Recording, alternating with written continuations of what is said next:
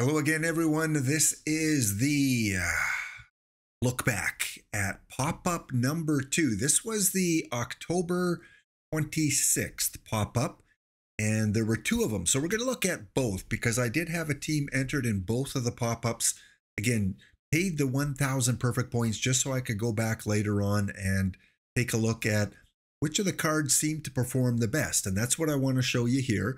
Let's take a look at the quarterfinalists, the teams that made it quite far in this tournament, and then take a look at the rosters so that you have an idea of, again, what kind of those big player cards are that might help you out in future tournaments. As you can see in this one here, this is Trick or Treat pop-up number 2. I did have a team, the Dave Steeb Super 7 All-Stars in this tournament, and they almost made it to round 4. And I don't have a lot of the high-profile cards for this era. This was the 1961 to 79 era. So, again, the Immortal cards, a lot of the new releases that played during that era, those are the cards you're going to see a lot here. This team that I've used, the Dave Steeb Super 7, I kind of buy cards that are from the 1980s to the early 90s. Those are the ones I focus on for my theme team, but I did have a few. We'll take a look at that in just a little moment. So you can see the qualification here, the criteria. The settings represent the 1975 era, which is fairly close to the modern era. There's not a lot of big differences in terms of statistics and numbers for strikeouts and home runs and average. Playing at Riverfront Stadium, the 1978 Riverfront Stadium, which slightly favors right-handed BABIP hitters and right-handed home run hitters. A little bit above average for the doubles and a little bit below average for the triples. Okay, let's get right into it. This is the team that I fielded that went to the third round, almost making it to round 4. I only used 9 pitchers here. 1975, I tried to get away with just 4 starters and 5 relievers. And again, I'm quite proud of the fact that this team made it to round 3, which would get me 2 historical silver packs, which definitely made up for the 1,000 perfect points I had to spend to enter it. For my hitters, you can see here who I was running. Of course, because I wasn't running as many pitchers, I could put in a few more hitters, which allowed a few more platoon situations. Even though I didn't really take advantage of that, I just threw the team in and pretty much used my starters on both sides of the plate. But I did have some options here if I wanted to use them. Schedule-wise, if we look at how this team did, looks like it started in April. Yeah, so first series, we won the first 3, lost game 4 in 14 innings, then had a little bit of a break because we did win game 5. Second round, which we won as well, it kind of went back and forth. We did end up winning game 7, 15-4. Would have been nice to have that extra day off for rest. Might have been what cost us with only running 9 pitchers. We lost the first 3 and almost completed the reverse sweep, winning the next, then losing game 7. All right, let's take a look at the winners. So congratulations to those that made it quite far in the tournament, because if you won the tournament, you would have received 3 Immortal season packs from Immortals 2, plus 100,000 perfect points. Even if you finished in the quarterfinals, which is the top 8, you would have got 2 historical diamonds and 5,000 perfect points. So I think for me, that's where the big prizes hit in. Once you finish, in that top 8 situation, getting 2 historical diamonds, definitely worth the 1,000 perfect point investment. So the winner of this tournament, well, before we do that, let's take a look at the final 8. We had the Orleans Firebirds, who got swept by the Lakewood Montaires, 4-0. Second quarterfinal match, another sweep, was the Grabbing Grabsters over Fun Society. Next, we had another sweep. The Somerset Dolphins were able to sweep Watch Hill Skeeters. And then finally, our only non-sweep of the quarterfinals, the 90 expansions will win 4-2 over the Kane County Crushers. In the semifinals, we had Lakewood going up against Grabbing, and it was 4-2 for Lakewood. They would then advance to the finals up against the expansion, who won their series 4-1. In the final, it was a 6-game match. Expansion winning game 1 and 2 and 3. And then again, Lakewood making a comeback, winning game 4, game 5, but then getting blown out in the 6th game. So congratulations to 90s expansion. Let's take a quick peek at the 90s expansion manager, RDT24, for winning the series. Good stuff. So RDT24, the winner of pop-up tournament number 2. Let's go in and take a look at what RDT was running to win this tournament. He went with a 5-man rotation and looks like 6 men in the bullpen. Again, I think that was my weakness. I think I should have had at least one more pitcher in there. So the Sandy Koufax Immortal, we have the J.R. Richard Immortal, Steve Carlton Immortal, the perfect build a lineup Mickey Lolich, and the Diamond Tournament card Tom Chaney.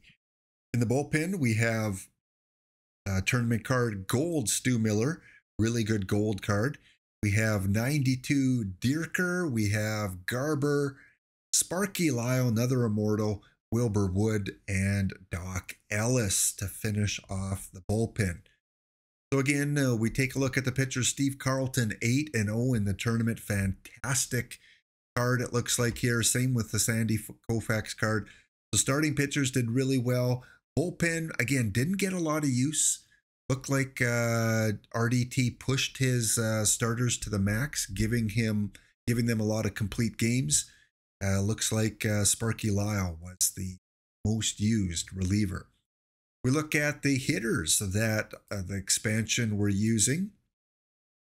Again, no DH in this tournament.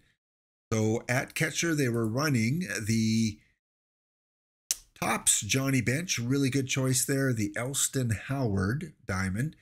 We got the Immortal Norm Cash, Immortal Joe Morgan, and then we've got Baseball Reference Harper, Immortal Santo, Immortal Belanger, Concepcion Dick Allen, the legend. Just love the look of these real life photo legend cards. Excellent job there, OOTP. We've got Tommy Davis, which was a PTMS card. So again, a little bit tougher to acquire because there are not as many of them out as many other cards. We've got the George Foster Tops, the Paul Blair tournament card, Fred Lynn, Baseball Reference. Of course, we've got the Perfect Clemente and the Sixto. Again, you could only use cards that have the years from the tournament, 1961 to 1970. Right, go. There's that Ron Santo third base card. Again, the expansion in terms of their walk up into the finals, they beat the Loop team in 7 games. Again, 1-0 in game 7. That's how things can turn in this game. Winning game 7 of 1 round, only getting 2 hits, and they go on to win the tournament. Just a little more luck for the Looking Glass Loopers, and the expansion wouldn't even get any prize. But yet, winning that game 7, and then they would go on and win round 2. Looks like 1, 2, 3, 4 games to 2. This team they swept. They would win this in 6, and then they would go on and could just continue their dominance, including a couple sweeps along the way. So again, congratulations to the expansion on taking pop-up tournament number 2. If we take a look at the overall stats, and again, some of the players that performed the best, in terms of average, we see 3 Roberto Clementes up there. So the choice to use Perfect Roberto Clemente Seemed like a very good one. 406, 388, 386. In terms of home runs, Dick Allen was the obvious choice. The top 3 cards were the Dick Allen 1966 version. RBIs, again, kind of a mishmash of RBIs. Kind of interesting that the Brooks Robinson was the top RBI guy. Really good BABIP card, really good defensive card, but not a card that I would have picked out to be the RBI leader. But again, looks like it worked out pretty good for that manager. Let's take a look at WAR. In terms of WAR, well, first of all, hits. Look at this. Roberto Clemente. 4 of the top 5 cards were that Roberto card. Runs. 4 of the top 5 cards were the Joe Morgan Immortal. Again, one of the best, if not the best, shortstop or a second baseman in the game. What else do we have here? WAR. Oh, we're going to look at the WAR. Stolen bases. Joe Morgan led all 5. So Joe Morgan was a good run producer, and Joe Morgan was a great stolen base producer. Good to know that Joe Morgan card. Get a copy of that one to use in certain tournaments. Batter WAR, Morgan, Robinson, Morgan, Smith, and Morgan. So I guess just looking at the hitters, if I was to come up with a top 3, I would say Joe Morgan, Roberto Clemente, and Dick Allen in terms of what they produced in this small sample size. Looking at some of the top-notch pitchers in terms of wins, Carlton, Cheney, a Koufax, a couple more Carltons. So Steve Carlton, that card seemed to do really well for wins. ERA, Koufax, and Lolich. 4 of the top 5 were those 2 players. WAR, Koufax, and strikeouts. Koufax, couple J.R. Richard there, which recently came out. Steve Carlton. Save-wise in the bullpen, Stu Miller, Eastwick, LaRoche, and a couple of the LaValle cards. So again, we do see some common players in terms of cards being used and cards that were successful. Whip, Koufax, FIP, Koufax, Lolich. So again, if I was to give a top 3 for this tournament in terms of successful pitchers, again, Koufax would definitely be there. I think Mickey Lolich would be there, and the Steve Carlton card would be there in the top 3. So there you have a glimpse at Pop-Up Tournament number 2.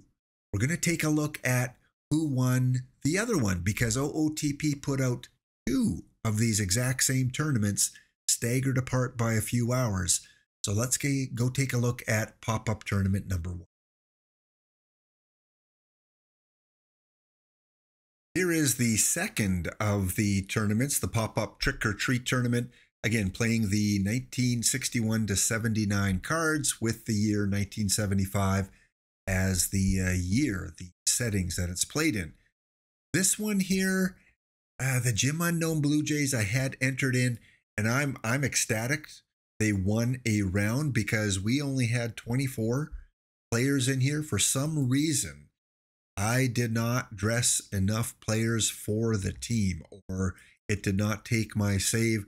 So to win a round, I'm happy to do that, winning in 7 games and then almost taking the second round, losing by giving up 1 in the 8th, 2 in the 9th, and 1 in the bottom of the 10th.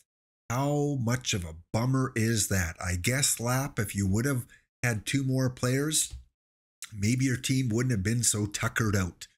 So here's the team I ran there. Again, I don't have a lot of the top cards. I was even running a bronze card here. Blue, Cheney, Jones, Drysdale, Tanana, and then you see my bullpen. And pretty much the same for the hitters, a bunch of diamond and gold that I already owned. I wasn't going to buy players. I wasn't going to buy the Immortals. I have no Immortals on this team. So again, for me to win a round and almost win 2 rounds, I'd say that's a success, being 2 players short. Let's give some props again to the teams that made it to the quarterfinals. The Wichita Wranglers would win a close 7-game series, taking Game 7 5-4 against the Space Moose in the quarterfinals. The Hoagie Mouths would lose a 6-game series to the Northern Iowa Panthers, and it was a 2-1 Game 6, another close series with the Panthers scoring 2 in the top of the ninth. Gotta hate it when you're on the losing end of those. Hero Driver who runs the Felix Ant Killers, making the quarterfinals, losing to the Amish. Both these teams I frequently see in my chat, playing a lot of the bounty tournaments that I hold. And this was a 6-game series, and it was a 2-0 Game 6 going to the Amish. So congratulations there. And then in the last quarterfinals, in a 7-game matchup, 4-3, the Brooklyn Cyclones would beat the Flipping Outs, the team that knocked me out, 4-3. So the Cyclones would advance to the semis. In the semifinals, it was the Wranglers 4-2 over the Panthers, and a 3-2 Game 6 score, another close final game here. And then in the other semifinals, it was a blowout. The Cyclones would win 4-0 over the Amish. So that means in the finals, Wranglers, Cyclones, and the Wranglers would easily tame those Cyclones in a 5-game matchup, 4-0. Deciding game hitter for the Cyclones. So there you go. Those are the results. Congratulations to the top 8 teams and to the manager of the Wichita Wranglers.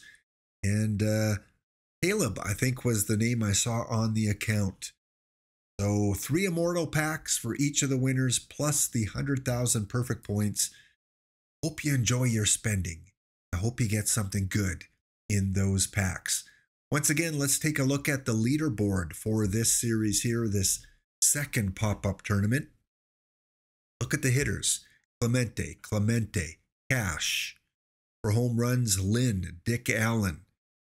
Runs batted in, Lynn, Allen, Clemente. War-wise, if we go down to War, where is War? Clemente, Morgan, Allen, Morgan. Runs, which in the last tournament was a lot of Joe Morgans. Here we see 1 Joe Morgan, 2 Clementes. But stolen bases, Morgan swept the category in the last tournament, and same thing here. So yes, a huge stolen base threat, that Joe Morgan card. Can run, can hit. In terms of hits, it was Roberto Clemente sweeping the top 5. So again, if I'm looking at who my top 3 players are from this tournament, I'm definitely going to give it to Joe Morgan, Roberto Clemente, and then, maybe Norm Cash. A little bit more than the Dick Allen, as we don't see as many Dick Allens here. Although you could argue that Dick Allen might deserve it a little bit more. So Cash, Allen, Clemente, and Joe Morgan. Take a look at our pitching leaders, see if that matches up with the last tournament. Earned run, Carlton, Koufax, Richard, Carlton, Richard. Yep. Or Koufax, Carlton. Strikeouts, Richard, Carlton, Koufax. Wins, Richard, Koufax. So I'm seeing a theme here. And again, there are many other categories that you can evaluate pitchers on. Save-wise, LaValle, Lyle. We got a couple Stu Millers, that gold tournament card, which, again, plays up well into diamond. Way to go, Stu Miller. And what else do we have? Whip, Richard, Koufax, Carlton, and Phip. We have for that Koufax, Carlton, Koufax. So pretty easy top 3 for me here. Top 3 starting pitchers in this tournament. Definitely going to give it to Koufax, to Steve Carlton, and to J.R. Richard. So we did see a lot of commonality between the top players of Tournament 1 and the top players of Tournament 2. If you want to get involved in one of these pop-up tournaments, it's usually 256 players. and they usually fire off Tuesdays. Now, this last Tuesday, there was one that fired off earlier in the morning, and one that fired off about 6 p.m. Eastern Standard Time. So that's when you want to jump in. And again, you don't need to have all the top cards. As you can see from my team, I didn't even have the full lineup, and I was able still to win one silver pack, historical silver pack, which made me my money back, which is a 1,000 perfect point entry fee. There you have it. Congratulations again to the two winners. Hope you enjoy this wrap-up tournament. Hope you gained some knowledge on maybe some of the best cards from 1961 to 1979. And we'll try and do this again next week, whatever tournament OOTP has planned for us. Leave a like. That would help the video and promote it out to others, and maybe get some more people involved in playing out of the park baseball. Good luck in your season. Good luck in your tournaments. We'll see you next episode.